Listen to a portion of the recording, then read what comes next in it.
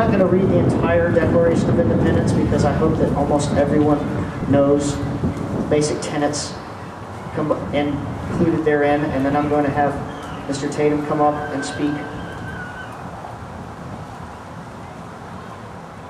When in the course of human events it becomes necessary for one people to dissolve the political bands which have connected them with another and to assume among the powers of the earth the separate and equal station to which the laws of nature and of nature's God entitle them.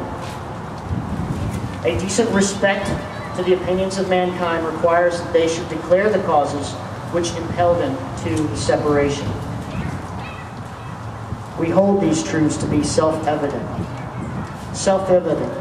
naturally occurring without the interposition of any other person. They exist free of government or political power.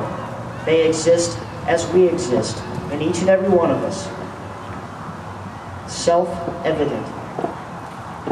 All men are created equal, that they are endowed by the Creator with certain inalienable rights. But among these are life, liberty, and the pursuit of happiness. That to secure these rights, governments are instituted among men, deriving their powers, their just powers, from the consent of the governed. That whenever any form of government becomes destructive to these ends, it is the right of the people to alter or abolish it, and to institute new governments, laying its foundation on such principles and organizing its powers in such form as to them shall seem most likely to affect their safety and happiness. Prudence indeed will dictate that governments long established should not be changed for light and transient causes. And accordingly, all experience hath shown that mankind are more disposed to suffer, while evils are sufferable, than to right themselves by abolishing the forms to which they are accustomed. But when a long train of abuses and usurpations, pursuing invariably the same object, evinces a design to reduce them under absolute despotism, it is their right, it is their duty, to throw off such government and to provide new guards for their future security. Such has been the patient sufferance of these colonies, and such is now the necessity which constrains them to alter their former systems of government.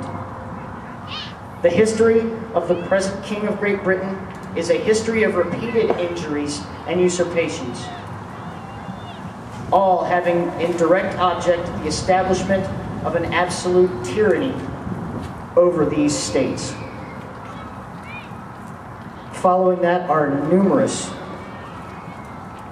claims of agitation, pain, and strife against the original 13 British colonies. I urge each and every one of you to revisit this document frequently. Read through those transgressions, those perceived wrongs done by the British government, the King of England, to the people of the United States before the United States ever existed.